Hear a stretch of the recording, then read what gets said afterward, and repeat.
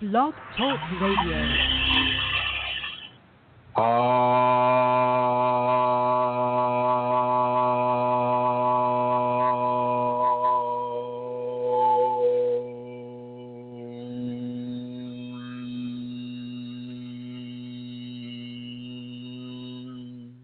Hello, everyone. This is Chrism, and I'd like to welcome you to this conversation about your Kundalini awakening experiences. And I'd like to welcome everybody in the chat room and everybody that is calling in. And different from what I usually do, I'm going to go ahead and bring Santara on board right now. Hello, Santara. Hello, Chrism. How are you? Hello, everybody. I'm doing well. I'm doing well. Yes, you don't usually do this, Chrism. I know. You usually jump right in. I know, and I'm going to ask you if you have collected any of your questions. Yes, I have. Do you want me to start with those? Yes, please. Thank you. Yeah, absolutely. Give me 2 seconds. And Chrism, as I do that and as I go over to them, I'm also going to now give the address that people, or the website people can go to if they want to make a donation. I'm going to give 3 places. You can go to chrism-kundalini.blogspot.com. You can go to kundalinisafeties.com, or you can go to kas1uk.com, and there you will find donate buttons, and if you're in a position to donate, then all donations are gratefully received and are well used to support this work. So I'm over now, Chrism, in the where I have the questions, and I have a good few today, so all right. Okay, I let's will begin. Okay, here we go. The first question was sent privately and is also on the group, Chrism, and it just says, how does a person communicate, or should a person communicate with his or her Kundalini? Does this happen in the waking, dream, or meditation state? It can happen in all states of mind, whether you're waking or sleeping or meditating. You can communicate with the Kundalini at all times, and you can communicate with the Kundalini the same way you'd communicate with another person, except this divine consciousness is within you. And so it kind of knows what you're going to ask, but it's important for you to ask it anyway, as a direct message from your consciousness to the divine consciousness within you. You can just talk to it the way you would talk to another person, albeit, it's good to be respectful and discerning in what you say to the divine. But yeah, and it's okay. It is not unhealthy to talk with your divine, especially if you're under a lot of pressure from your experience with the Kundalini. These are the times when you do want to have a conversation with your Kundalini, and it can be very helpful. So, for instance, if you're having strong Kriya activity, the Kriyas are the spontaneous movements that the Kundalini will give a person. If you're having really strong Kriya activity and you're worried about being at that company meeting and having a Kriya in the middle of the meeting, which could possibly happen, then you would have that conversation with the Kundalini, indicating that you would love to give her all the time that she wants to put your body into the Kriya phase, but if she could just pull back from the Kriyas during your office meetings, and this could be a very, very helpful conversation. I've suggested that people do this over the past, and it has turned out very positive, and so let that serve as a support for kind, considerate, respectful communication with the Kundalini. Over. Thank you, Chrism. Next question. I am a beginner in meditation. Should I heal and balance chakras for Kundalini awakening, or will Kundalini open the chakras? The chakras are not damaged. The chakras do not need help from the human ego in order to do anything. The chakras have a pre-programmed way of interacting with the body. They're a primary interface between the physically manifested physiology and the energetic anatomy. And that bridge really is along the spine where each chakra is located. And so, no, the chakras do not need your help to do anything. They're not sick. They're not dirty. They don't need your ego help to make them do what they do. They'll do it automatically just fine all by themselves. Over. Thank you, Chrism. Next question is, I have the feeling I do not feel my Kundalini in these days. What's happening, Chrism? Oh, what did you do to make Shakti angry at you? That's not the real question. Actually, the real question is why do you have expectation of feeling the Kundalini every minute, every second of every day? Why? Where is your trust that the Kundalini is with you? Where is your confidence in the Kundalini being with you? You know, where are you going with that? What is happening with you with regards to your trust in the Kundalini? This is very important for people to understand, is you will not always get tactile affirmation of the presence of Kundalini within you. The tactility of it is, in some ways, can be too addicting for people. They'll only validate the Kundalini within them if they feel it within them. And then when they start not feeling it within them, well, then they lose that validation. This is not good. This is not something that you want to nurture. And so she will sometimes, often, take away any feeling of her presence within you and see where your confidence levels go. See where your validation of her presence within you goes. And it's very important for people to really make an honest, truthful assessment. Do you basically validate the presence of Kundalini only when you feel it? Or do you realize that it's there eternally? It's an eternal part of your life expression. It's never not there once it's awakened. So these are some questions that may help you answer your question. Over. Thank you, Chrism. Does the green color snake dream, have any special meaning related to Kundalini? The love of Shakti is the special meaning that a serpent coming out of the fourth, or a serpent covered in green or having green skin. I mean, she does definitely dance along the melodies of the color frequencies of the chakras. And so often, people get a red dream or a red snake or a red woman or, these types of scenarios coming up into the dream life. And that red, of course, means the first chakra. And that red is typically surrounded by some sort of a femininity. And if it comes as a natural creature, such as a serpent or a tiger or wolf or a black dog with red eyes, this is all the Shakti communicating to you her presence within you, her activated or awakened presence. Over. Thank you, Chrism. We're flying through these.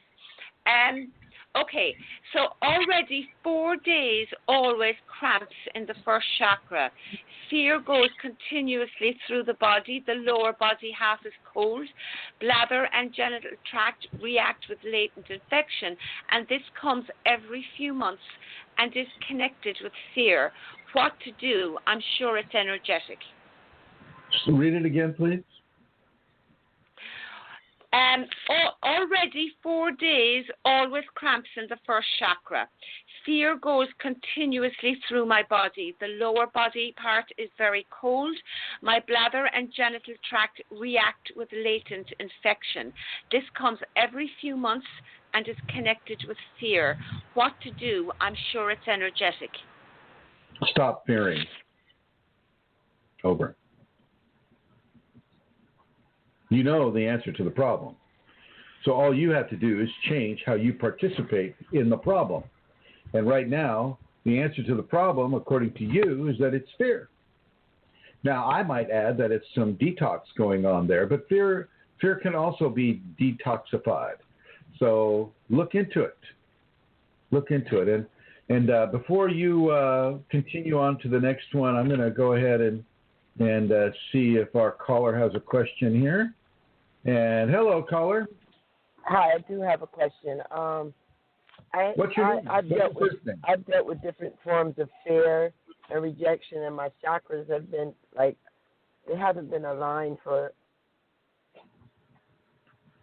Oops. Hello? Go ahead. But I think my kids, specifically my youngest son, has picked up on it, and he's having major problems right now.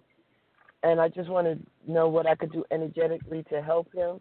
I mean, he's not in my physical location, but I know that energy works. Well, why don't you create a really strong grounding for the house or for the area that you live in? Go to each corner of your home and create an energetic cord that goes to the center of the earth. Hello. I'm listening. Yeah, got to need to hold still because all that sound just came over. Oh boy. Okay, go ahead. I'm sorry. Go ahead. There's a lot of sound there. Go to each corner of the apartment or the house or the home and create an energetic cord like a rope or like a chain that goes all the way into the earth, and see it spread roots into the earth. And make sure you go to the upper corners, okay? And then as you have done that, go ahead and begin to manifest a strong level of kind, loving, helpful balance, not only within the house itself, but within your heart. You're the mama, and so everybody follows the mother. And so as you become calm and competent, so does everybody else follow suit, especially with children. So do that. Ground the house, ground yourself, and really see how that manifests. And so this means you're taking fear out of the equation. You're taking insecurity out of the equation. You're taking any kind of detrimental mental attitude or emotional attitude out of the equation. It doesn't have to be there. And let your child begin to bathe in that radiance, and you'll definitely see some changes in their behavior. Even though he's physically not there with me, because we all did go through a major loss, and I think because I was so wounded and broken, it affected him. Yeah, definitely. Do your forgivenesses too. Don't forget to forgive yourself for whatever malaise your major loss may have caused you to bring into the world. Forgive yourself. Forgive the source of that loss, and forgive the child, and make sure that you counsel him to work through forgiveness. Yes, that's what I'm doing right now, because I didn't realize just how much it was affecting him. I'm trying to find the right counseling for him because he started to self-sabotage, and he's a very gifted child. Tell him, give him examples of how you're working with forgiveness, and how forgiveness is really helping you find balance in your life, and let him learn from you the way he has always done his whole life. I take it he's an adult child, right? Yes, he's 18, but he was very sheltered, and within the last 3 years, he was really thrown in a very hostile place where he went to school, and he's experienced a lot of mental and physical trauma and disappointment. Well, you just let him know that you, your mom, the mom, loves him and accepts him exactly as he is. And tell him that there are many, many, many other people who will love him and validate him for being the person that he is, that he does not need to focus on those people who are going out of their way to hurt him or chastise him, or, in other words, cause him sadness. You let him know that this is strengthening his heart This is strengthening his level of self-perception. And if he can, he can forgive those people too. The people that are, bullying him or contradicting him or calling him names or whatnot. He can begin to forgive those, but he can also move them out of his social network. Right, and that's what I'm hoping. I think the situation that he's in now, that it definitely will lead towards that, because this is not him, and he's hurting right now, and he's not physically. But you counsel him to work through forgiveness, and also have him change the focus of his thinking on being grateful for the positive blessings that are in his life, the positive people, having such a positive parent like you in his life, having positive reinforcement is a great way to take out that negative attack that his social network is currently giving him, and that he does not need to believe what they're saying. They do not know him, and they are not telling him the truth of himself. What they're doing really is telling him the truth of themselves. Exactly. See, they're mirroring their own inner hurtfulness, and these. And he doesn't need to take that as fact, and he doesn't need to let sadness in him give any of those comments or commentaries validation. So he can forgive them, and he can move them out of his social network, and he can have gratitude, for the really good person that we both know he is, and that, he can definitely find levels of opportunity and social satisfaction from gratitude and forgiveness, far more so than sadness and depression. Now, how do I specifically ground the house? Because I live in an apartment. I have 2 other floors. That's okay. I can you just visualize your apartment as a house that's on the floor. That it's like it's a house, and it's on the dirt. You just go from the ceiling, the corners in the ceiling, straight into the earth, straight in. And you see that rope or that chain or that structure that you use take root, and that it spreads out all through the earth, and it holds it firmly into the earth. And then any negative energies that come into that apartment will go straight into the earth. And the earth knows how to deal with that better than, the people living in the house or the apartment. And so do that. And if you can get any Palo Santo, that's Palo space Santo, Palo Santo. And you burn Palo Santo in the house. It's like an incense.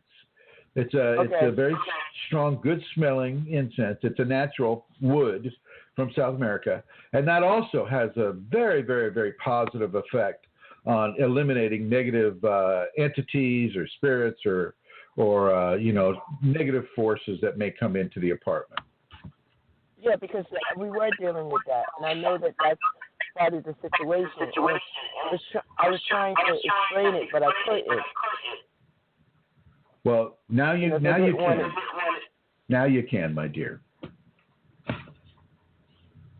Now I can. Now you can explain it. Am I losing you here? No, I'm right here.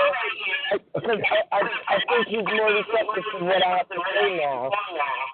Well, yeah, you have more information, and more information will always make you more powerful in what it is that you need to understand and express.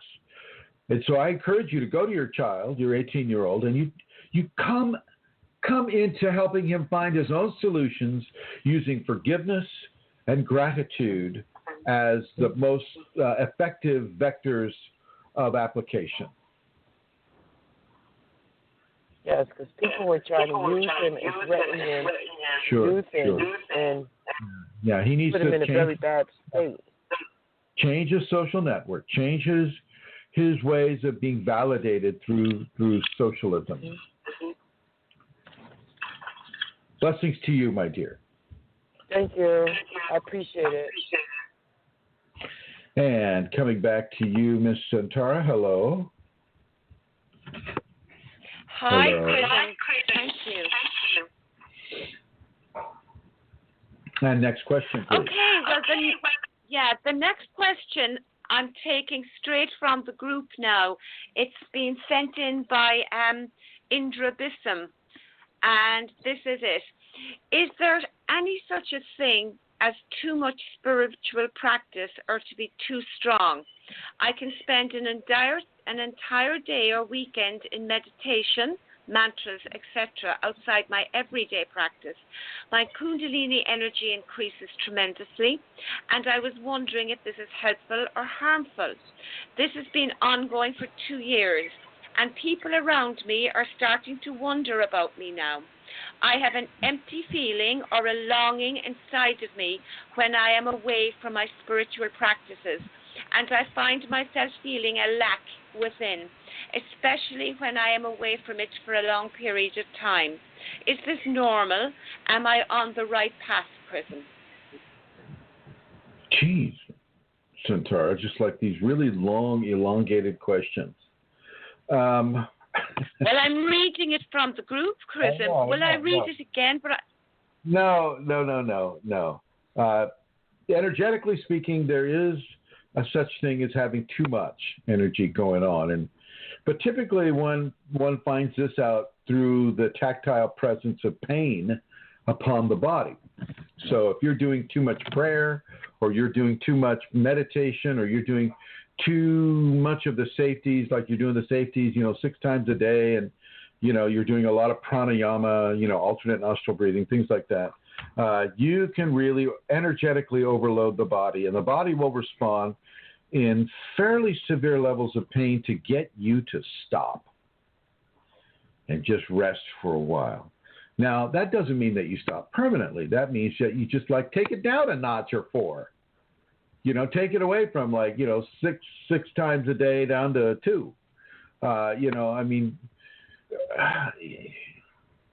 And you may need to give yourself a little bit of a break just to let your body metabolize that which you've already created within it by virtue of the spiritual practice. Sometimes the body needs to process these energies first before you continuously add new levels of energetic into the spiritual practice. So, yes, you can have too much, and yes, that will be a physical, tactile pain as well as a psychological and emotional imbalance. So, for instance, the emotional imbalance and the psychological imbalance is small irritations will become volcanic eruptions. Little things will become really, really, really big things. Or you'll become obsessive compulsive about a certain thing. That picture just won't be straight enough for you on the wall, or the silverware setting on the table just won't be quite straight enough, or it's not going to be exactly the way you want it. And so you become overly obsessed and compulsive with that obsession. And so you need to really, really begin to pull back from the energetic development and allow the body to process that first. Then, after you've done that, say you've given yourself a break for 3 days or a week, whatever, then come back into the practice, and you can keep it strong, but not as strong as you have been. Have the confidence that the energy that you're generating through the practice is enough to do what the Kundalini in you wants it to do. The other aspect of this is don't worry really about what other people are thinking about you. As long as you're not doing some weird snake dance down the sidewalk or doing something that frightens them because they think that you're just so off the deep end now that they need to do an intervention, try to keep the strangeness that you manifest. Well, that's just weird. Having some That's okay. The strangeness that you manifest, like I just did. Private. Try to keep that private. Don't, you know. So, for instance, if the Kundalini is bringing a Kriya onto you and you can feel the Kriya coming on, don't have the Kriya right there on the living room floor in front of everybody watching TV. This is what Amelia does in Ireland, and it can be very, very disconcerting. Right, Satara? I prefer if you didn't share that, Chrism.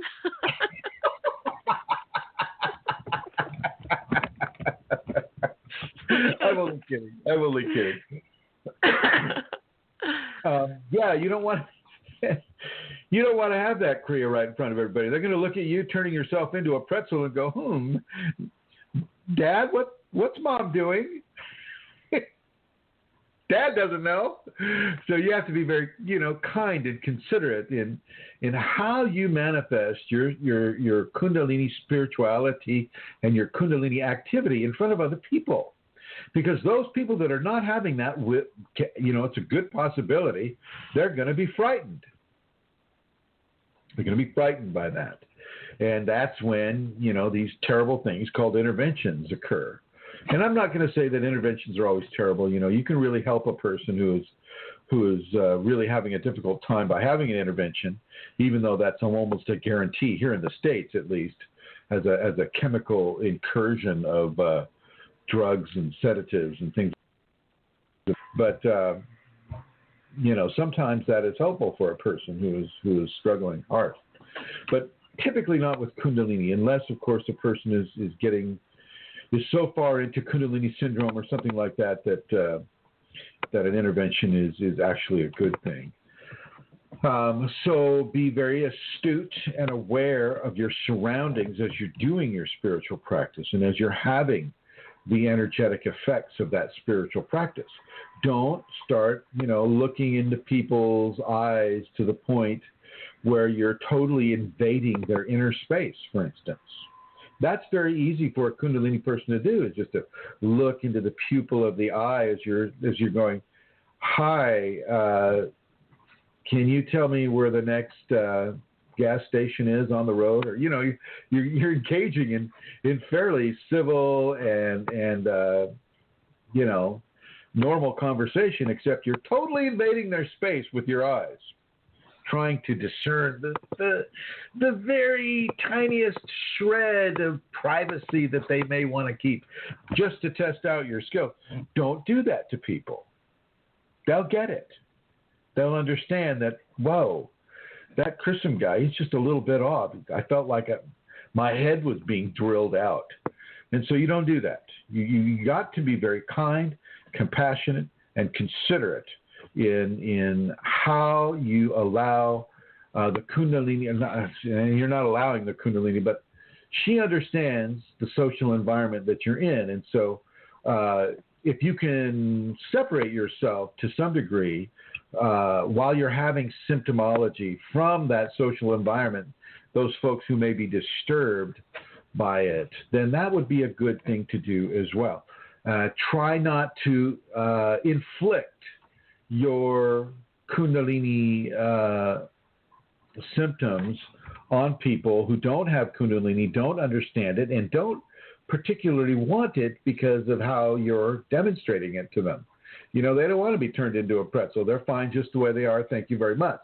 And so it's very critical that you find the temperance within yourself and the motivation that when you feel the grace coming on in a specific way that is going to disturb other people, that you just kind of excuse yourself from that room or you excuse yourself from that scenario. And if you can't, then as per the other question that we answered, ask the Kundalini to tone it down so that other people are not so frightened by what they may see or experience you doing.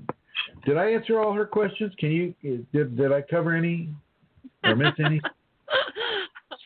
I know it's very hard when they're so detailed, Chrism. No, I think you answered it. I suppose she does mention, feeling empty or longing when she's away from her spiritual practice. So let's imagine that she does. Okay, that thank she you. Doesn't. Okay, please stop. Okay. Stop. I'm trying to take it piecemeal here. I'm stopping. Okay. I'm stopping. Thank you. So yeah, when you get so used to an energetic practice, it becomes a part of your expected life response during your day. So your body becomes accustomed to it, and your ego becomes accustomed to it. And your body and your ego become accustomed to the level of Kundalini that is generated through that spiritual practice. And these are all good things. These are all very, very, very good things. But this is when the Kundalini will all of a sudden leave a person. If they're becoming too accustomed and too dependent upon the tactile feelings or the energetic feelings that the person is purposefully initiating into their process by virtue of a practice. She wants you to trust, and she wants you to really validate that trust by not having expectations. And the lack, when you're feeling sad or you're feeling alone or you're feeling things like that because you've had to stop your practice or tone your practice down, that doesn't mean that you have to lose your trust that it is that Grace is there, Grace is working with you all the time.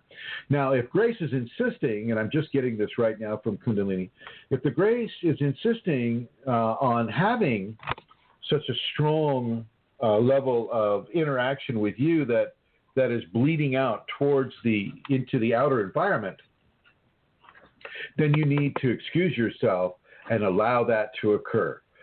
Go to the next room, go out into the backyard, maybe take a small vacation from family and friends, even a weekend, out in the cabin in the woods somewhere, or out into a place where it is safe for you to have these experiences without, scaring the dickens out of everybody around you. So, but allow yourself to trust more when you feel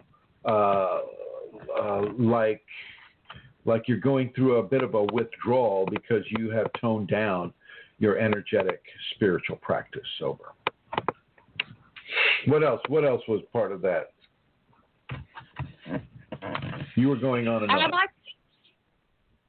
I was not. I'm done. Oh, okay. I think that's it, Chrism. Yeah. So will I go on to the next one? Please, yes, thank you. Yeah. Okay. I have a question. What are your thoughts on the Oneness University?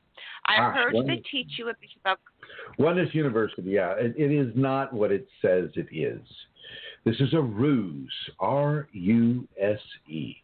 It is a ruse to bring people over who are spiritually seeking, strongly spiritually seeking, and it's using the whole idea of unity consciousness or oneness consciousness as a baited hook to pull people into the Oneness University where they're charged exorbitant prices and they're told to buy certain things and supposedly you're receiving Shaktipat there and I've seen the people that are doing this, and it is as bogus as you could get. It is a money drain.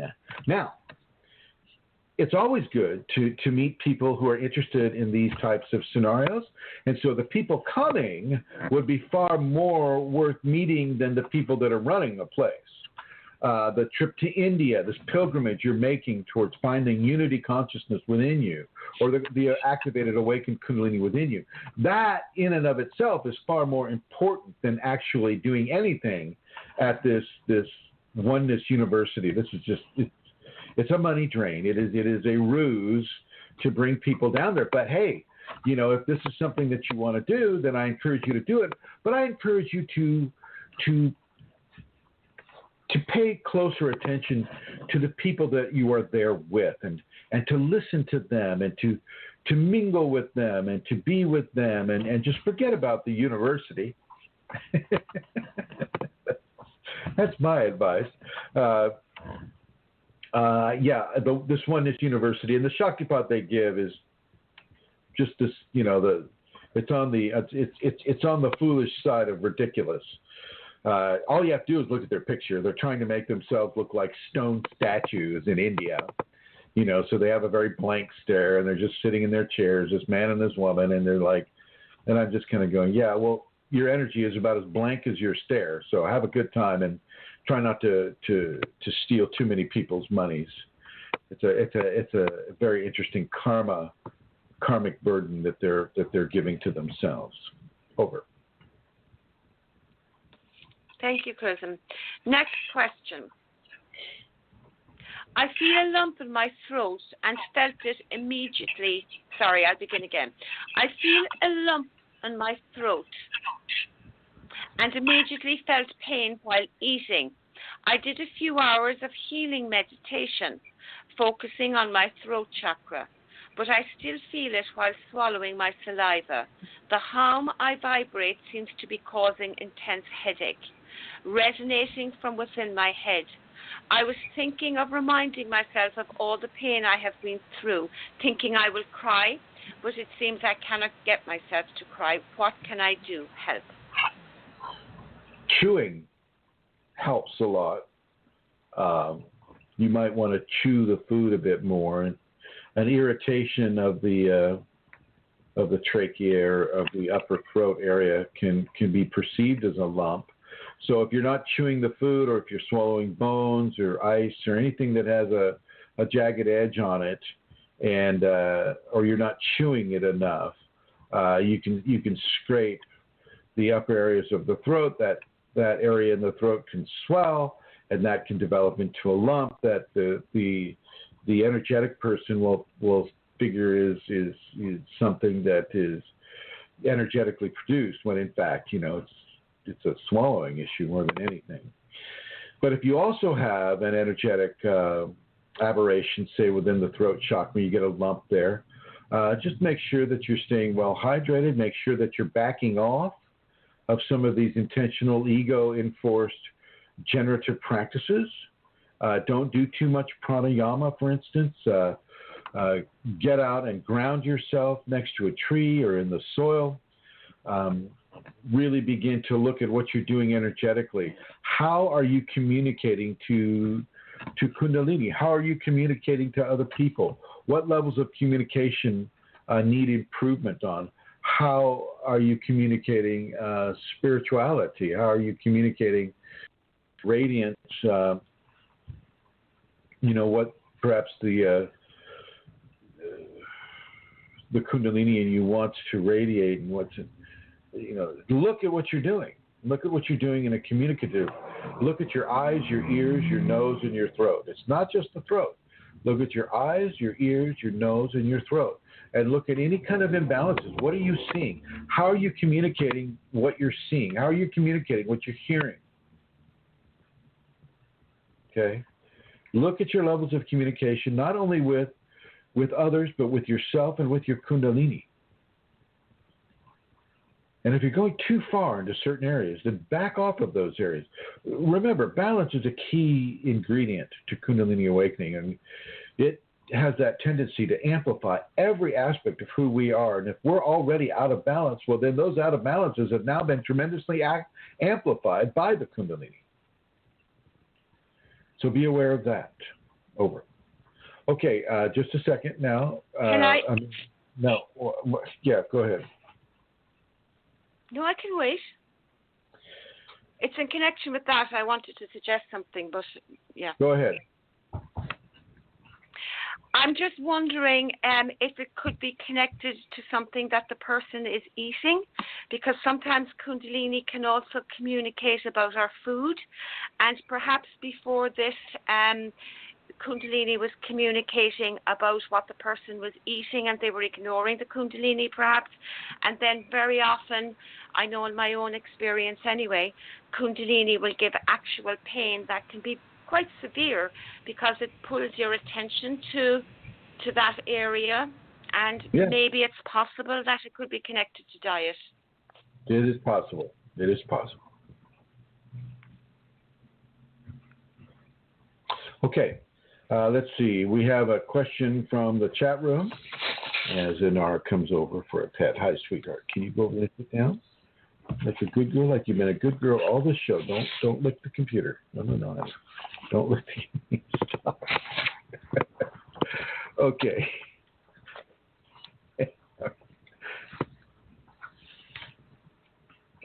Okay. Atlanta Seeker says, Chrism, what is your opinion of Guru Paramahamsa Nityananda, if you're familiar with him? Nityananda. There's so many people now that, oh, wait a minute.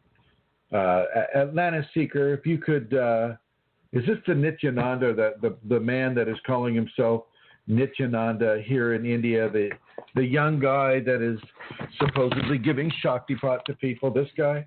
I'll need you to clarify that because I do have a very definite opinion of that gentleman. So you'll have to, Atlanta Seeker, you're going to have to let me know if this is the person that yes, okay, yeah. My opinion, did she ask my opinion? Yeah, my opinion. My opinion of Nityananda is similar to my opinion of the Oneness University. Once again, these are people that have really good marketing organizations behind them, and they are calling to those people that are seeking and promising something that they themselves do not have to give. This guy that's calling himself Paramahamsa Nityananda is not Kundalini awakened. Matter of fact, he has a hard time meditating himself. This is a man that was caught on video having sex with two Bollywood starlets. Most of his ashrams were burned at that time. And he said, oh, no, that was trick video. They were, and I can totally understand that if that was the case. But, when I look at him and when I see him, I do not see Kundalini in him at all. When I first was alerted to his presence, it was back in the 2009, 2010. And, I went to one of his little community buildings in the Los Angeles area. And I noticed, it's very, very straightforward Hinduism, and he's basically teaching people how to meditate, saying meditate's going to be the answer to all your problems. And frankly, I didn't have a problem with that at all. But he has just started in the last few years to move into the Kundalini area, and this is not. He does not have the Kundalini to give. And he can call himself whatever holy name he wants to call himself, but he doesn't have the Kundalini to give. And my opinion about him giving Shaktipat is very similar to my opinion about the Oneness University giving Shaktipat, or transferring Kundalini, giving people the Kundalini start within themselves. I think it is a money drain, once again. And they have a number of these people coming out of India, and Nityananda is one of these guys. I wish I knew his real name, because I really don't like calling him the name that he's given himself, because he is not that person. Nityananda was a very famous Indian saint a few years back, and this guy is just basically taken his name just to give himself a level of credibility. Excuse me, Nora, not the basket. You don't get to chew on the basket. I'm sorry, honey bun. Yes. Find another toy. That's Nora, the dinosaur-sized German Shepherd. So, yeah, that's my opinion of him. And I don't enjoy. Ask me about my opinion of Paramahansa Yogananda. Awesome guy. Totally had the Kundalini. You can go to his places right now on the West Coast. You can go to the shrine in Encinitas, California. You can go to the shrine in the Los Angeles area. You can go to the Lake Shrine. you can feel his energy everywhere. He was really, really good, and so was his lineage. You can also feel his lineage, and the things that he did was so giving, was so entrusted towards unifying the different religions and unifying the different races. And this is the mark of a Kundalini awakened individual. Now, I'm talking about the man, Atlantis Seeker. I'm not talking about the group that he developed after he died. I'm talking about the individual. The people that followed him didn't necessarily have his juice, shall we say. They didn't have the level of Kundalini that they needed to have, but they had, a lot of his teachings, and I think that they did good. They did good work, as good as they could do without having Kundalini. They did good work with his teachings remaining, and so this is the kind of person that we're talking about. Ramakrishna, same type of a deal. Vivekananda, same type of a deal. Not these usurpers of the true saints, which would be Oneness University and this guy calling himself Nityananda. I'm talking about the real saints in the Indian tradition. Aurobindo is another one. These guys were really, they had it. They had it. And they, of course, we all pass away and we leave that footprint. But these guys all left a really, really strong footprint of Kundalini awakening. You want to talk about Indian saints? Let's talk about the ones who really were, like the ones that I just mentioned. Not this guy that's going around, smiling really pretty and attracting the girls and the Bollywood actresses, even though he's wearing the orange robes. When you wear the orange robes within a Hindu or Indian context, you're supposed to be practicing brahmacharya, and they're not. He's obviously not doing that. He's just not getting caught these days. I don't, it's amazing to me, but I think people are attracted to that which they need to have. And if they need what Nityananda is offering, then all power to them. But from a Kundalini standpoint, there's not much there. Okay, over. And yes, Yogananda wrote the autobiography of a yoga. And Atlantis Seeker says that she thought she heard some wisdom from him. And the radiance does not come off of him. When you have the Kundalini, you can see the radiance coming off of an individual. And your own Kundalini there will tell you the truth of his activity or awakening or not. Your own Kundalini will tell you this. And so this is how you're able to discern whether or not a person is what they say they are. Over. Go ahead, Amelia. Okay, next question. I want to know what is the difference between Kundalini and the Holy Spirit and how we can recognize both. Well, now people, this is a Christian context question. So Holy Spirit, Holy Ghost, fire of Christ, a certain Christian sects will say that the Holy Ghost is different from the Holy Spirit, and the Holy Spirit is different from the fire of Christ. And, it depends really on what flavor of Christianity you choose to follow. Catholicism or Mormonism or, some of the stronger evangelical Baptists or Lutherans or Protestantism, or there's so many different flavors of Christianity, and they will have very different meanings, and about what the Holy Spirit is, the Holy Ghost is, and the fire of Christ is. And in my opinion, since they're asking this of me, it is all the same. The Holy Ghost, the Holy Spirit, the fire of Christ, the Word made flesh is Kundalini. Kundalini is literally God, goddess. It is the divine human aspect.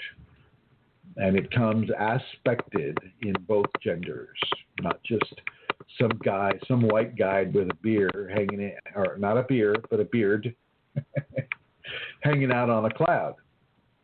This is not that. Okay. Kundalini is the true divine source. And it is that truth that comes to a person and will come to a Christian as the Holy Ghost. If that's what they need, and if that's the context that they're awakening within, then that's what's going to come to them. If you're a Hindu, then it's going to come to you as Shakti or Shiva. If you're a Buddhist, then it's going to come to you in some way that reflects Buddhism to you. If you're a shaman, then it's going to come to you in the way that the shamanistic practice that you engage in will validate for you. And for some, that's taking the ayahuasca. That would be a shamanistic aspect of health. And so that's my opinion on the Holy Ghost or Holy Spirit, or fire of Christ. Thanks, Chrism. The other question is similar but a little different. What is the difference between God and the Kundalini? Kundalini would be the hand of God, and so literally, is not your hand a part of the whole? So too is God's hand the part of the God and Goddess. It's the divine hand, the heavenly hand that is on your shoulder, that is guiding you, that is inside your spine. And so, yes, God and Kundalini are one. Just like you and Kundalini and God are one. Over. Okay, thank you. You're clicking a lot there, Chrism. I'm actually, I'm scratching Enora's ear. And she has... Well, that's what... I'm trying to get her to to not a different lick click. the computer. Now she's got her foot... Now, come on, sweetheart. Stay down. Good girl. Good girl. Okay. I'm being attacked by a German Shepherd. Okay, so the next question.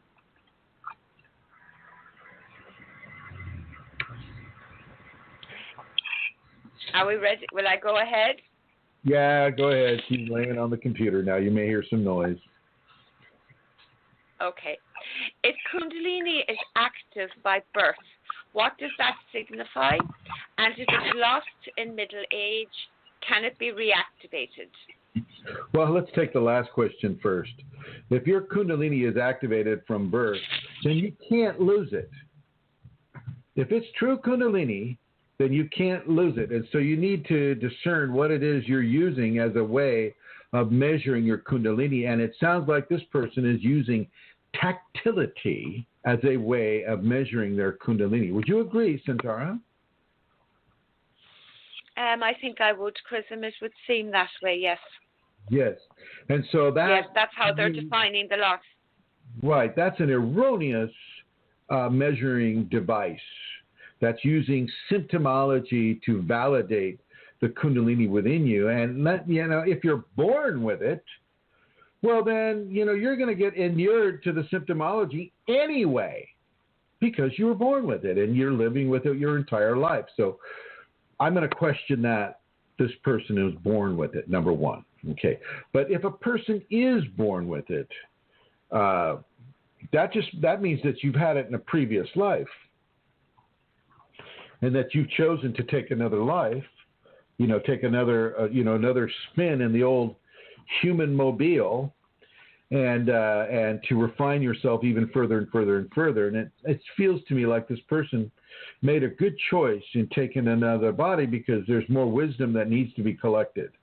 There's more of an understanding of what Kundalini is and how it is that this person needs to metabolize within his or her process. Kundalini never leaves the person. And so if you're born with Kundalini activated or awakened, it stays that way. It may not necessarily give you continuous tactile affirmation. Okay, that's something that your ego begins to expect. And, it's the expectation of the ego that we typically do not want to give any kind of validation for. Over. And the person also asks the question, is there any link between Kundalini and Moksha? Moksha is, for the people that don't know the Sanskrit term moksha. Moksha means, realization, enlightenment. You reached the all that is, and that is there. So basically, they're saying they're using moksha in a way that is differentiating itself from Kundalini enlightenment, which there is no difference. And so moksha is enlightenment. You've got to have Kundalini to have enlightenment. That is what enlightens the pineal gland. That is what gives the person the vision. That is what helps develop the corona around the person's head, or the halo. That's what enlarges the energetic footprint to like a kilometer in a fully awakened individual. So moksha is just the Sanskrit word for enlightenment, and you've got to have Kundalini to have that. Over. Okay, so the next question was from somebody else who said, are there other ways to get moksha without having Kundalini awakened? But you've answered that, I guess. No. I mean, what I said when I answered that, I said anything is possible, but not all things are probable. So God could arrange for we'll just use Rosemary. Or no, we'll use Andrew Lucariello. So Andrew, God can have this little conversation with Andrew. Says, Andrew, I think that I want to have you reach enlightenment without having your Kundalini activated. How do you feel about that? And we'll just pretend. We'll say, well, Andrew says, well, anything you say, my Lord, divine God, as we should all answer. And then God could swoop down and give Andrew that enlightenment without activating the Kundalini. So I'm not going to speak in such absolute terms that says that, oh no, the divine can't do whatever it wants to do. Okay. The divine can do whatever it wants to do, but I will say that it is not probable that a person will reach enlightenment without having the Kundalini awakened. Over. Thank you, Andrew, for letting me use you.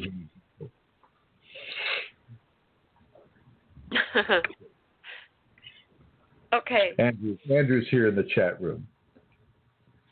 Okay, Chris. What does a thundering sound mean? I mean, where is it leading a person to?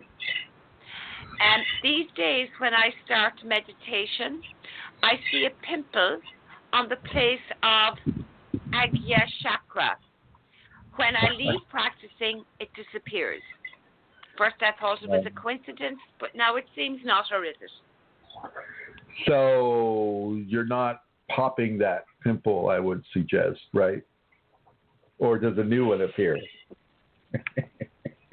And you're not eating beans before you go to bed, which could be a thunderous activity. I wonder, do they mean in their ears, do you think? Well, their ears or their bed sheets. I don't know which one. But a thunder... Sorry.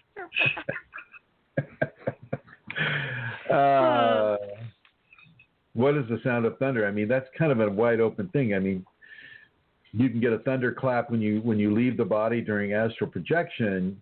You can have a clairaudience manifestation of thunder as well. I will suggest, what I'm getting right now is I will suggest that thunder would be an indication of a first and second chakra movement with the Kundalini. Now, as far as the pimple going, That to me would be a signature of too much energy. Too much energy. What's the context of the pimple again? These days, when I start to meditate, I see a pimple on the place of Agya chakra, Agyaya chakra. And when I stop practicing, it disappears. What chakra? Agya chakra. Oh, Agni. That means fire. That's Agni, fire chakra. That would suggest that's the first chakra. Okay, so. And when you stop practicing, it disappears. I'm wondering, does that mean they're looking at their self? I mean, are they talking about a real? Are they looking in the mirror? What? No, what? Probably not. What? But what? Yes. Well, a pimple. I'm just trying to visualize what they mean. I'm not quite getting it. Maybe they're looking at the pimple in a mirror. I mean, where is it developing? Where do they get the pimple at? The Agni chakra. Oh, down there, huh? It's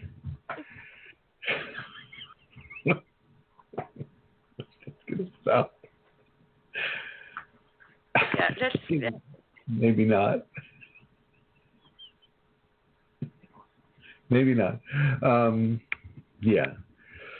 So typically, when you have any kind of a skin outbreak with levels of Kundalini, that is an indication of too much energy going through the system. I think the person really kind of asked,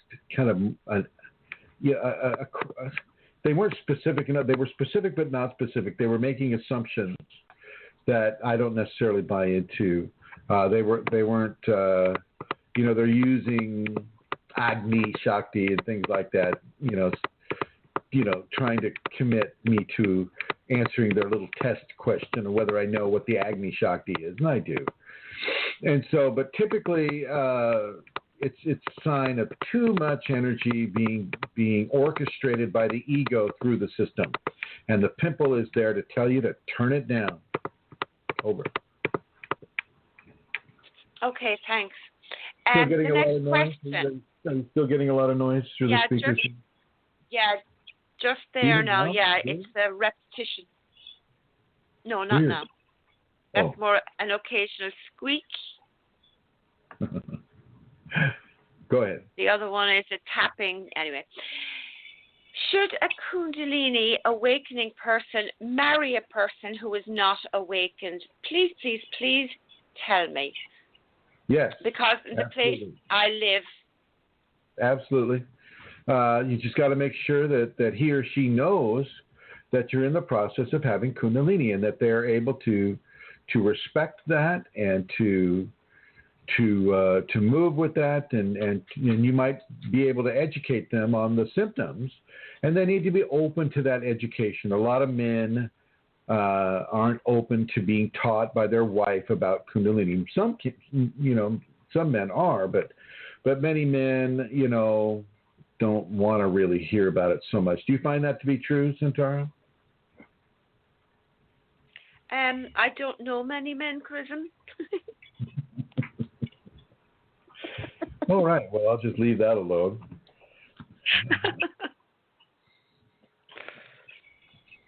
No, honey, don't lick the computer. Come on now.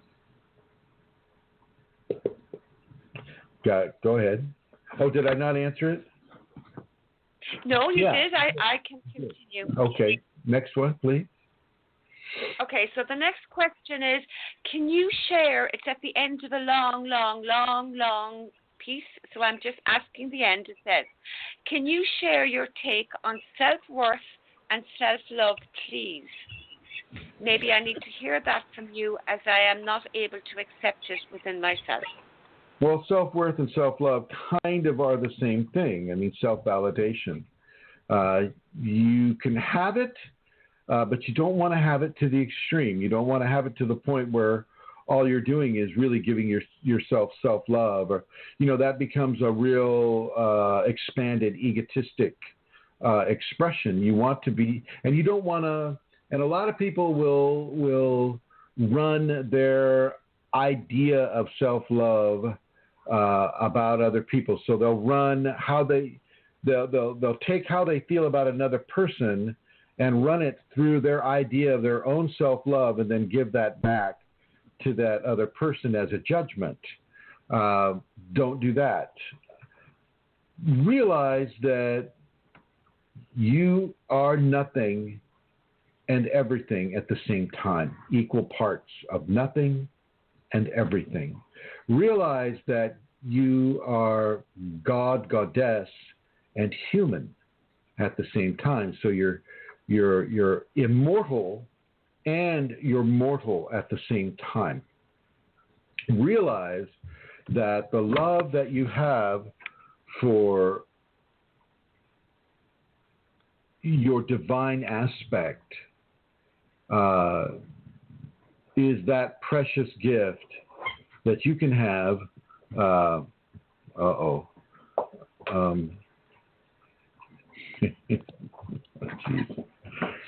going to have to put her out in the back. Stand by a minute. Can you tap dance for a second there, Amelia? Yes, of course. Give them your take. I'm Irish. We can all... Yeah, okay. I was going to say I'm Irish, so I can always tap dance. I suppose one of the things I remember at one particular point is that there was a big teaching out there for people that self-love was about learning to say no. You know, and I remember it was really, really popular. Stop saying yes and learn to say no, and that's how you can love yourself. And while I can understand, you know, it's important to be able to say no, I think it's really important to be able to say yes to so many things.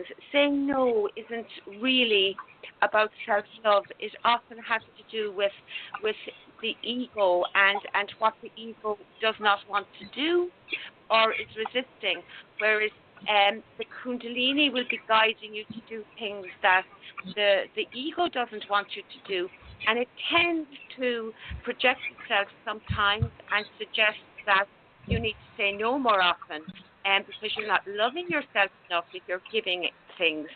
And so that's something that I'd like to say. You know, saying no is not about self-love. Saying no is often about ego love. Are you back? Not yet. Go ahead. Tap, tap, tap, tap. I hear you. You're sitting into the chair. What did you say? See, I know how many steps from the room into the chair. Well, I was saying how that I remember a time when there was a lot of things going out there, Chrism, about self-love, and that we had to learn to say no. That if we really loved ourselves, we had to learn to say no to people. And I was suggesting that, you know, very often it's ego that's there kind of saying, you're not loving yourself. You need to say no more often. And really, we need to say yes, yes, yes, yes. And that's often how we can love ourselves more. That saying no is often about ego love and not about self-love. You're still doing things, aren't you? I want to invite the folks in the chat room to give their opinion on this as well. And so please feel free to write out your opinion on any of these questions. Good. So yeah, self-love. You need to have enough love and enough self-respect and self-discipline and things. These are all aspects of self-love. So you need to have enough self-love to keep you going within the Kundalini, but not so much so that it becomes the entire basis for you having the Kundalini. I agree with you, Amelia, that there are times when you need to tell yourself, no, I am not the grand dragon of all humanity, and I am not to go around pontificating or self-aggrandizing myself as if I am. No, I love myself, and I know that, and I love the Kundalini within me, but I don't love myself at the expense of other people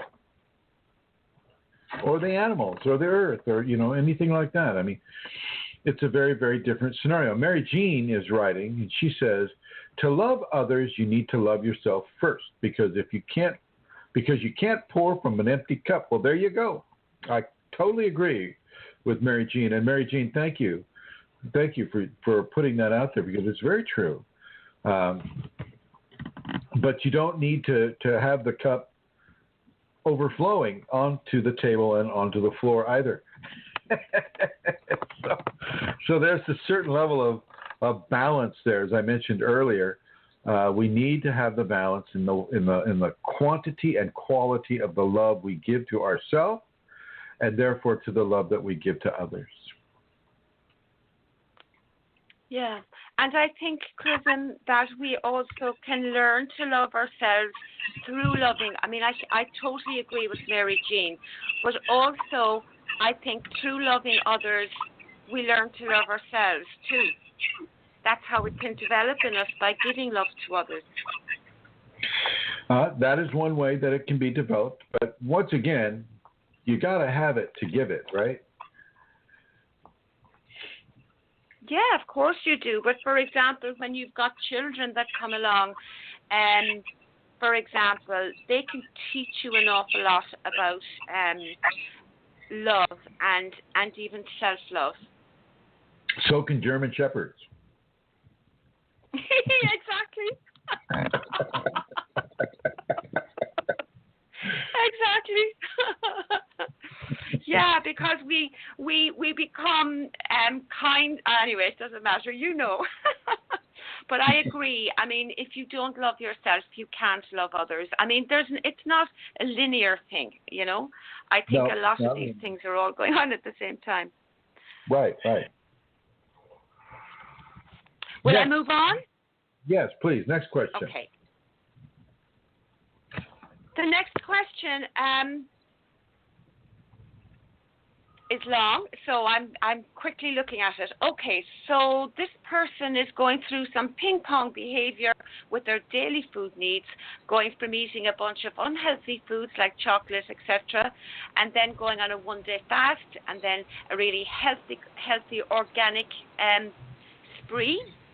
And I suppose they're beginning to wonder about that and what's really forcing them to do that. Okay. I'll go ahead and respond to that much, okay? Thank you. Chocolate is not necessarily unhealthy.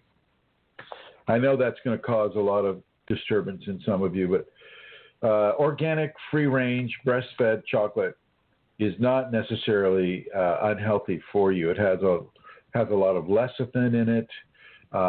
In some ways, the chocolate bean itself is considered a superfood. And so to have your Kundalini call for you to eat more chocolate is not necessarily calling for you to eat more junk food. Sometimes within the Kundalini equation, we will have stronger levels and stronger needs for sugar consumption. Not talking about high fructose corn syrup, but talking about sugar. Sugars as in like what more pure chocolate is about. Honey is definitely indicated. Matter of fact, honey would be the top of my list for Kundalini people to consume, because there's such a connection between the honeybee and Kundalini within the person. But also fructose of different varieties, fruits and sweet things of that nature. We can have a higher need, a higher propensity for ingesting that from the Kundalini itself. And so, you really want to watch, where you're adopting your ideology about the food groups and what role that sugar has to play within it, because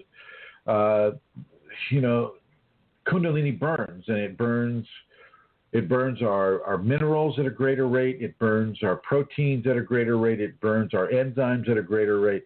And it burns our sugar at a greater rate. And so those things will need to be replaced. Now, it sounds to me like the person is struggling with their egocentric understandings of what junk food is or isn't.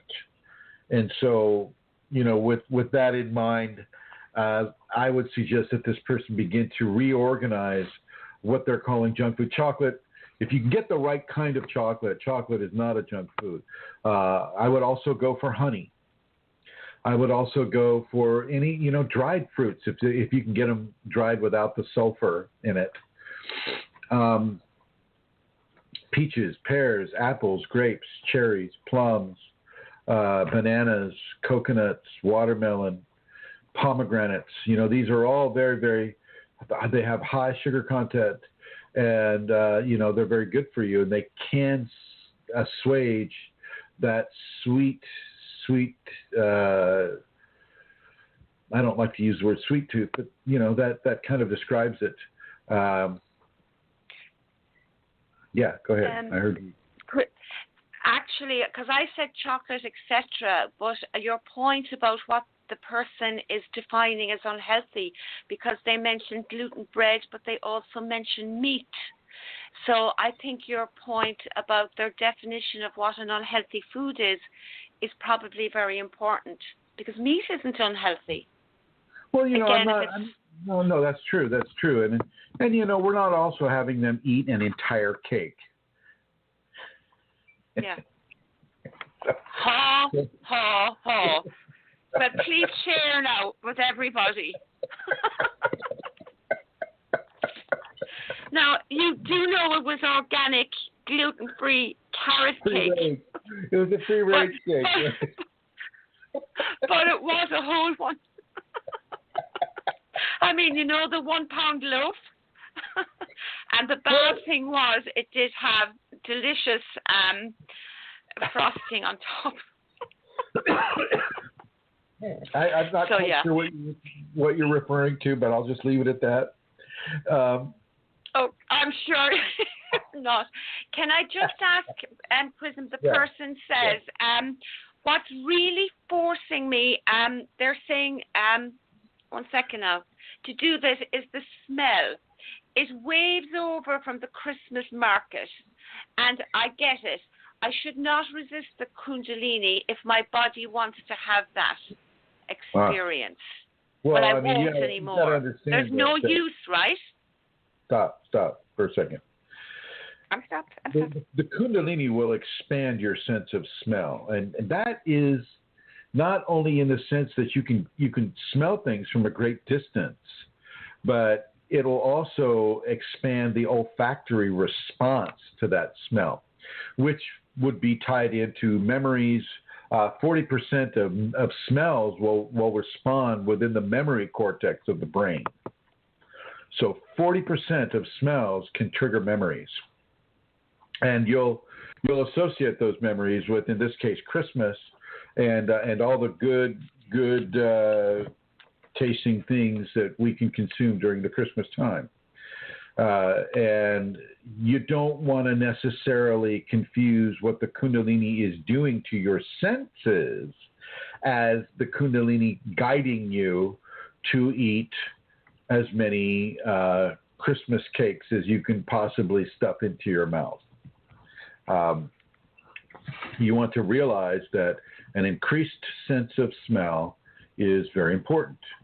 An increased sense of smell equals an increased sense of memory, equals an increased sense of wow, that Christmas market smells really good. I'm going to go in there and get something to eat. It doesn't necessarily mean that the Kundalini is calling you to eat anything from that Christmas market.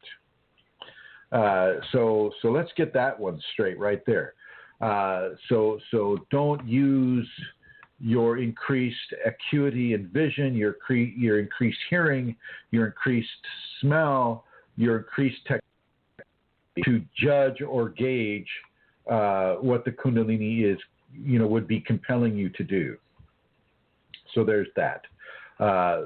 like you said before, I think the person's definition of what is unhealthy and healthy needs to be maybe studied a little bit harder.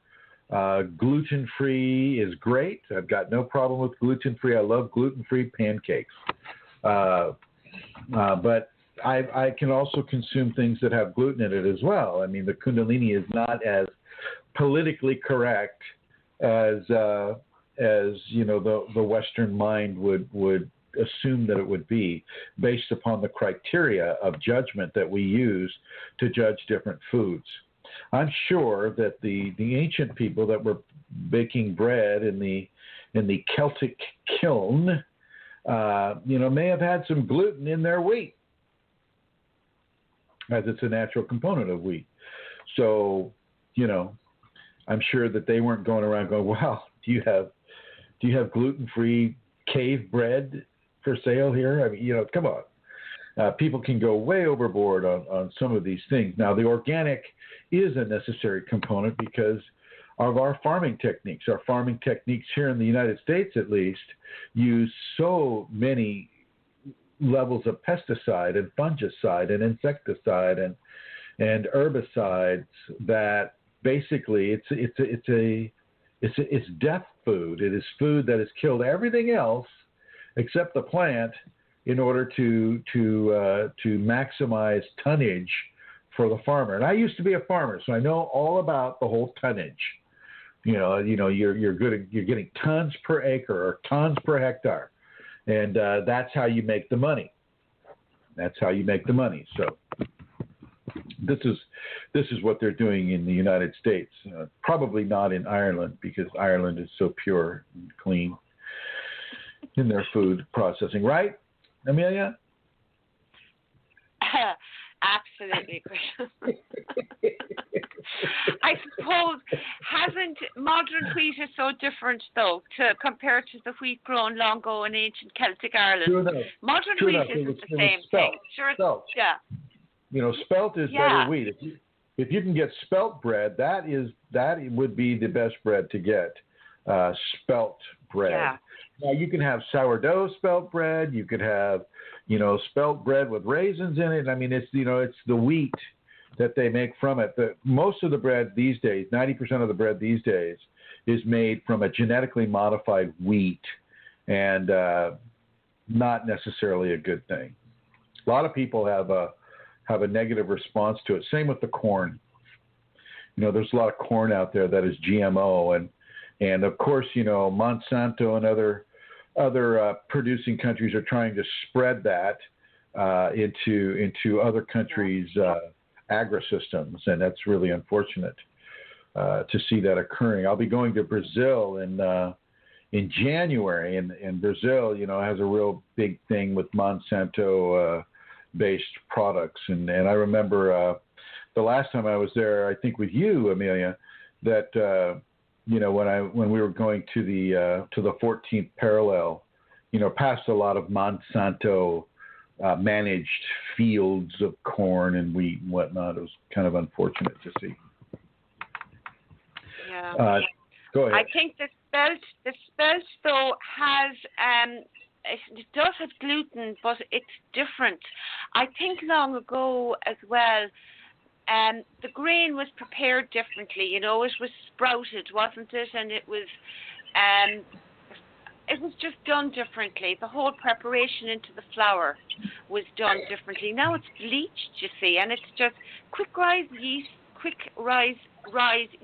and it's just terrible for us. So I agree, Chrism. If people can get spelt bread, well, then the gluten in that, I think, is far better. Different, anyway. Agreed. Continue. Isn't that what what's that wonderful woman from the 12th century in France? She has recipes. The nun, I can't think of her name. Hildegard von Bingen. Yeah. Yeah. She has a lot of spelt recipes from back then. Absolutely. Okay, so the next question is, do we feel pains in our legs? And does this mean the energies have fallen? No. Now, you can have minor kriyas, like say in the calf, or you can have spasms in the calf. You can have spasms in the toes. You can have hyperarching of the feet. You can also have the opposite of hyperarching in the feet, where you want to lift the toes up as far as you can. These types of things can occur with the Kundalini for sure. That doesn't mean the energy has fallen. The energy doesn't really fall anymore. Once you reach a certain level, the energy is there, omnipresent. It is always there. It's not going up or down. It may have flow rates, but the flow rates are for the entire organism, not just certain parts of it. When you say fall or raise, that's kind of an indication that some part of it hasn't received it yet, which is giving it room to fall or raise. What I'm saying is that there's an internal, consistent flow of Kundalini going throughout the person's whole physical, neurological, psychological system. It's always there all the time. And what will happen is that the Kundalini will pick and choose a certain time to focus on a certain area that needs, upgrades. And that would be, that could be the toes, the feet, the calves, the knees, the quads, any part of the body, she will come to, and she will give transformative instructions to, and that can be perceived, in a tactile way, perceived as a pain. Some of the kriyas are painful. I just got a question from a gentleman here on YouTube, and I'll go ahead and read it here because I won't read his name, but and I have not answered him yet. But I think it's an important thing for people to know about. And here's what he writes. He says, "Hello, Master Chrism." He says, "I activated my Kundalini through meditation 2 years ago, and in hindsight, I forced it and was not yet ready for it. Since then, I have had very intense back pain, so much so that I am crying sometimes, and I have to lie on the floor because of the intense back pain. I'm afraid that I have damaged my back forever. Yesterday, I went to a doctor I'm acquainted with, an orthopedist, and he sends me to another doctor to make an x-ray of my spine because my spine is curved in the wrong direction, exactly at the height of my heart. I'm going to go do the x-ray. I'm sure the curvature comes from my Kundalini pushing up and being blocked at the heart area. Can you help me? What can I do? Will it help to meditate and focus on the heart chakra to open so the pressure is reduced? Would Kriya Yoga help? Or make invocations to Shiva? What can I do? What can I do?" Did you guys hear that at all? Yeah, it was a long one. I'm glad I wasn't asking you that question. Yeah. So yeah, this it can manifest as pain on the body, especially if you storm the gates of heaven. If you force your Kundalini, like these third eye people are doing, they want to open the third eye because they want to have all of this, phenomena.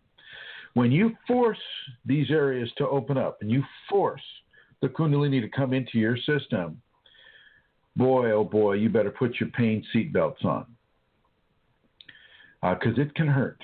It can hurt a lot. And, there are very few remediations for that because you have forced it. You have poured gasoline on your foot. You have lit a match and you have dropped that match on the gasoline you just poured on your foot. Except in this case, it's your spine. So yeah, now I'm gonna, I'll give him as constructive an answer as I can. But sometimes when you push in these areas, it'll push back. And most of the pushback really is the lack of preparation for the body to process such levels of energy. And so for this guy, I would definitely tell him not to do heart chakra meditations to try to force the spine to go. I mean, he's just basically doing the same thing he did to get himself into that bad fix, and he's trying to do the reverse. And it's just you've got to just pull back, and you need to start having a conversation with the Kundalini. You don't need to go at it from an outside in, because it's not an outside in issue. It's an inside out issue. And so you've got to go in first. You can solve the problem from within with the Kundalini, that rather than from outside of where the problem was started. So there you have that. Now with the guy that's feeling that the energy has fallen, no, the energy is omnipresently there, but certain areas in the body will be chosen by the Kundalini for specific upgrades. So she might upgrade the left foot, and you'll feel pins and needles. You'll feel maybe some sharp pains on the left foot. In some cases, you'll feel it getting very warm, very hot. You may have that big toe, the big toe nail turn completely black. And nothing of the same will happen on the right side. Maybe not for a number of years. And then, boom, all of a sudden, the right foot will start getting worked on. And so you need to stop associating specific levels of tactility to it's your ego ideology of the linear movement of what your expectations of Kundalini are that is getting in the way.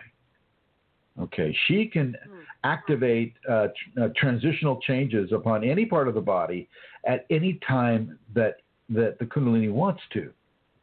And you just need to really begin to surrender yourself completely in these areas. Let your foot flex, let your calves flex, do some exercise, do some meditation. Whatever that the Kundalini itself propels you to do within is the best thing for you to do. And don't force the Kundalini to do anything. Accept her grace upon you the way she chooses to give it, and have trust and faith and the competency of a strong trust as you work with your Kundalini. Over. Thank you, Chrism. Yeah, this is a little connected. The last few nights in my body, I've been so tired, but sleep hasn't come easily. Last night, this person had a very strange experience. So hard to get to sleep, couldn't be still. Kept feeling what I can only describe as energy flowing through my second, third, and fourth chakras. Felt no control over my body. Kept waking up, slipping this way, flipping that way, grabbing and rubbing my body. I think I even jumped out and paced around the room. I remember little bits, it's still hazy. I'm trying not to be unsettled, but at this point I'm feeling clueless. I would appreciate your thoughts, please. Well, my thoughts about this person is basically ditto with the last question that I answered. You've got to surrender to this. Yeah. Nothing is wrong. Nothing is, just because you can't sleep for a certain amount of nights doesn't mean that anything's wrong.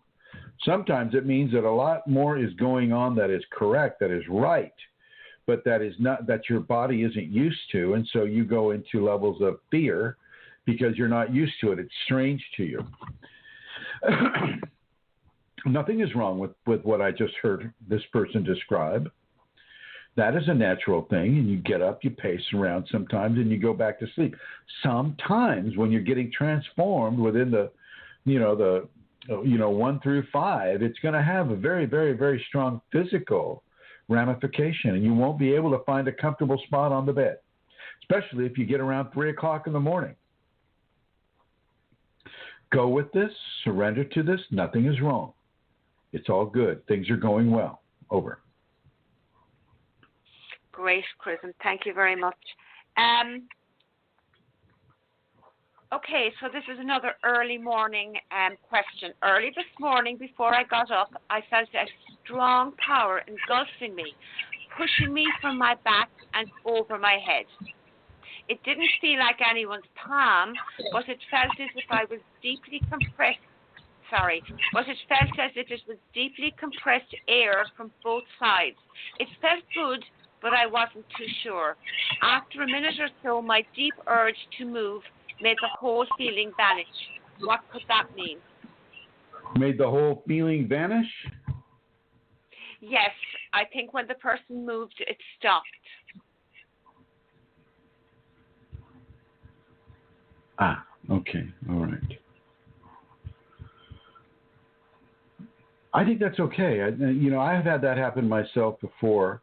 You'll get a lot of phenomena, and then you have to move, and it's just that movement, just boom, it's almost like a bubble of phenomena is occurring, and your movement pops that bubble.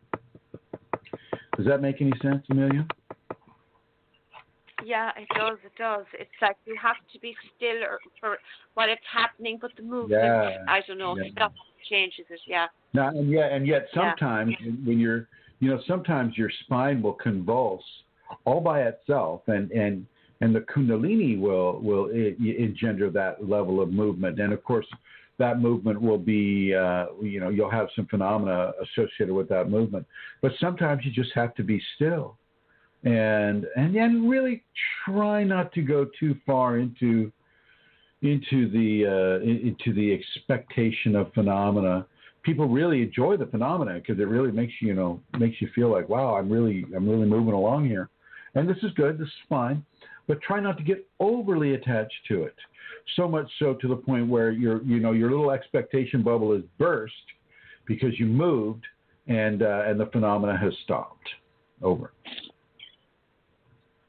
Okay, thank you, Chrism. Can you just speak a little bit maybe about pain again? I'd like to ask you, that gentleman you referred to there spoke about a change in his spine, and sometimes people can have pains in their organs. Like I've had extreme pain in my heart, and you can have pains in organs. Does this mean that the organs themselves are being physically changed? And is the fear that we have that they will be damaged? Is that where we need to... Yes? Go ahead. Well, I know, yes, so I'm just wondering about the fear people have. Is change doesn't necessarily mean damage, or could you just speak about that maybe, Chrism, the pain and the actual changes in the physicalness? Pain does not equate to damage. Okay, pain equates to discomfort. It doesn't necessarily mean damaged. When a child has teething pains, does that mean that they're being damaged? No, of course not. No. Yes, their skin is changing. Yeah, their gums. The gum tissue is changing, everything's changing, but they're not being damaged. And it's the same thing with the Kundalini. The Kundalini is not damaging anyone. Okay, even with this guy that I read, it's having the spine go, into a severe curve. That's not to say that it won't be straightened out later on. But when you force things, you can incur damage on yourself that the Kundalini may or may not, depending on what it wants to do, clear it up for you. But you can see that this guy's going to an orthopedic, he's getting x-rays done, they're going to go in there surgically and remove this, that kind of bullshit. And, and I'm not saying that he's going to do that, but, that would be, you'd follow that linear line, and that would be kind of the approach that people would take. And so I don't feel that the Kundalini is ever giving a person pain that is not required for the transformation to take place. Okay. So the Kundalini is not giving pain that is never... Say that again. The Kundalini doesn't give pain that is not required in order for the transformation to take place. Right. The pain is always required for the transformation to take place. No. The pain is not always required. It's not always required. I did not say that. I say... Oh, I know you didn't. I'm trying to clarify. Yeah. I mean, when you feel pain... That's the truth. When you feel pain from the Kundalini, the pain is there as part of the transformation. When you feel pleasure from the Kundalini, that pleasure is there because of the transformation from the Kundalini. It is not necessary that you feel pain or pleasure at every single moment, but sometimes you do. Yeah. All right. Yeah. Now I have a question that I'm going to read here. So, okay, everyone, I need your help badly. I do trust the divine God to clarify the events of today. I know my Creator will do that. But being the human that I am, I really could use immediate help and input on today. A little background on me. I moved to South Carolina a few weeks ago. I started fresh life. I have had my husband, mom, and just 2 weeks ago, brother die. So she's had her husband and her mother and her brother just 2 weeks ago die. I'm going to give you a little more info might help in this assessment. Other family members have died. I just want you to know I have big losses. Okay, so I get here. Me, my dog, and my birds. And then, oh, God, she's just going weird now. I leave for 5 days until, there's a hurricane hit South Carolina, and her and her dogs and her birds leave for 5 days until it passes. So that gives some idea of the stress I've had. Now, I've had a new job for 3 weeks, sure. And things have been sinking in and going better this week. But today I'm sitting here and suddenly out of nowhere, a big squeezing feeling at the center of my chest and a huge sensation of burning and tingling rushed right up my chest and neck and into my head tingling and burning. At that point, palpitations. I was freaking out and scared, so much like a heart issue. Went to the ER and I was cleared as fine, but that still doesn't answer what that was. It rushed up so fast and into my head, it scared the crap out of me. What was it? Have had severe breast pain for days, but today I wasn't when this happened. So scary when you don't know what is happening. That's the key right there. When you don't know what is happening, felt so much like a heart issue. It was kind of like something went off inside me, went straight up into my head, then my head burning and tingling. Then, of course, anxiety kicked in, and I was so freaked out. Please help. Also, would a vitamin deficiency cause this freaky thing to happen? I really need some help here. Have had breast and chest pain. Doc at the ER says it's something viral that causes musculoskeletal issues and pain. That doesn't really make me feel any better. Also, before I moved here, I was talking about my move to a friend, and a hawk flew straight into a window right near us. Splat! He eventually got off the ground and flew to a nearby building. I got pics. Was this a message for me? Was it a totem animal, I believe? Message to keep my eyes open, pay attention, and be attentive to my new move? And furthermore, a dragonfly came to me about 2 weeks before, and I was there with symbol of major changes. It was making loud clapping sound outside my bedroom window. A dragonfly can't do that unless it's a divine sound. Their wings can't be like that. I got to think of that also. Oh, my God. Jesus.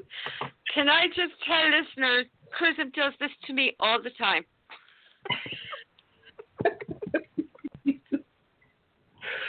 Well,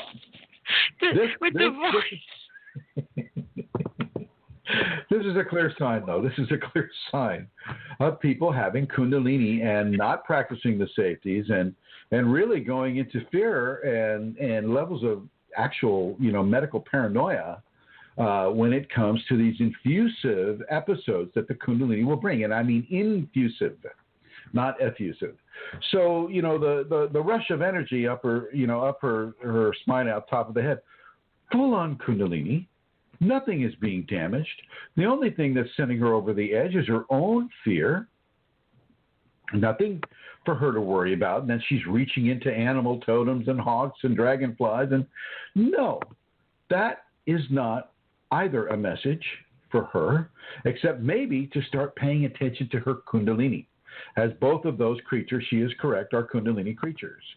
The dragonfly bouncing against her window could be, you could interpret that as the Kundalini bouncing against your inner window and going, hey, don't go into fear. This is part of the process. No need for you to fear. Has nothing to do with the death of your husband, your mother, or your brother. Has nothing to do with the hurricane. Okay? This is a person that's getting way wrapped up into their phenomena and letting their imagination and their ego just go to town with thinking up and creating things for an explanation of the phenomena to be given. And this is not good. This is how somebody can really get themselves whipped up into a frenzy and then do something unfortunate based upon the frenzy that they're getting themselves whipped up into. It's very something that you want to allow yourself, your ego self, to have the leverage to do. You need to stay calm and trust your Kundalini. This person's on a Kundalini group. So this person she knows that there's a good possibility, if not probability, of this being Kundalini work. And it most certainly is. And so they don't need to get, whipped or wrapped up into a frenzy like this, simply because they're having things that are out of the normal happen to them. That is part of the whole deal with Kundalini, is to have, things that are not of the normal happen to you. That is what it is to step from the mundane world and to join half of you with a divine world. The impossible can happen. The improbable can happen. The strange can happen. The mystical can happen. And you don't want to just allow your emotions and your fear to take hold of you so strongly that you begin to manifest a psychosis based upon that fear. I hope I'm being clear with that.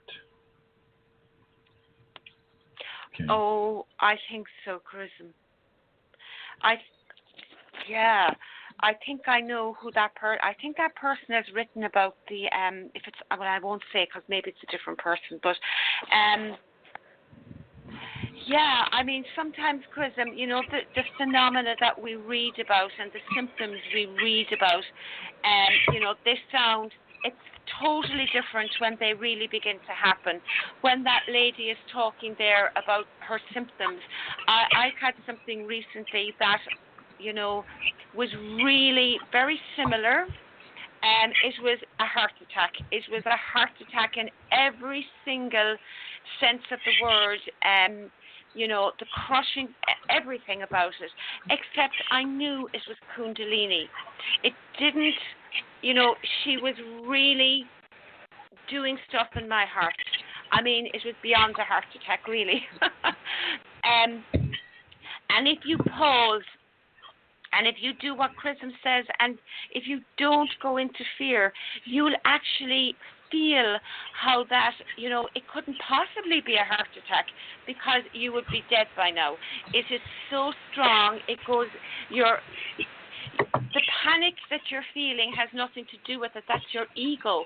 So if you cannot go into fear and just allow what is being done to happen, you will be amazed at, and you will actually be grateful for it, and you will come to see that it is normal within the context of a Kundalini development. Because that lady, if she keeps going, she will work herself into a psychosis. She really will. Yeah. And that's very hard to come back from, guys. Very hard to come back from, because you have got, it's like a cascade, one thing leads to another and to another. So really, if she's listening to this, she needs to stop doing that. She's been to the ER, her heart is fine. She's done that now. She knows. Listen to what Chrism is saying. Listen to the fact that this is Kundalini. Listen to what the Kundalini is doing in your body, and don't go into fear. It's an infusion. It's part of the transformation. It's actually amazingly wonderful if you can take your ego out of it, take your fears out of it, and just let the Kundalini do what she's doing. I totally second that. Very nice. Nicely stated. Now I'm going to change the subject a little bit here. A long time ago, I was invited by a gentleman named Maurice Alexander at MAURICEHH123 at gmail.com. And he was inviting me to a Kundalini Congress. And at this Congress, he was inviting as many people as he could find that had any kind of a teaching about the Kundalini. Everybody from Bonnie Greenwell and other people, doctors and whatnot. And today he sent me the email. We already did the interview, and I gave him the answers to any of the questions that he gave to me. And this is what he's saying to me now. He's saying, "Dear Chrism, I'm getting per email serious accusations about you from credible people. I do not judge that these statements are true or false. In my role as an organizer, I see myself compelled to withdraw your contribution and participation in the Kundalini Congress to the point where clarity about these accusations prevails. Thank you for your understanding. And I would like any of you that may have been helped by anything that I have said in any of these programs to write Maurice Alexander, and this is his email again, M as in Mary, AURICEHH123 at gmail.com. And I'm not asking to be put back into the Congress or anything like that, but, the fact that he's falling victim to people that disagree with my information about the Kundalini, well, that's a different deal. And so if you feel pulled strongly enough that anything that I have said is it maybe helped you or helped other people, then please write him and let him know that that is the case, and we'll just see what he does. Any comment on that, Santara? Oh, Chrism, it just makes me sad. I feel, a wave of sadness comes because I know that this is a repetition and of things that it's just wrong. It upsets me a little. It upsets me a lot, really, but it's not right. It's not right. But people listen to what's been said and they're influenced greatly. I actually joined the Congress, interestingly enough, because you had to listen to these interviews, you had to give your email address, and they asked you some questions as well about, why you were interested. And I stated in that, how I'd had my awakening in 2007 and how in 2009 I was guided to you as my teacher. And I said to him how without that guidance and without your teachings, they have been so incredibly helpful to me. I would not have moved as I have without them. So it's really, I'm upset to hear that now that you're not going to be there and that other people are not going to benefit, people who haven't heard from you before and who don't know of your teachings. I feel it's such a loss for those people. So, yeah, that makes me sad. I shall certainly write him, Chris. If anybody can write him, anybody that may have been helped, that would certainly maybe help others that are going through difficulties on this path. I would like to thank you, Amelia, for hosting this program. I would like to thank everybody who has dialed in today, Joey, Rosemary, and everybody who's in the chat room, Andrew and Lannis and the guests and Mary Jean, Michelle, and iMagicArt. I'd like to thank everybody for joining us this day. And look forward to hopefully having you join us next Wednesday. Same Kundalini station, same Kundalini channel. I will go ahead and end this program the way I've begun it. Thanks for listening, everyone.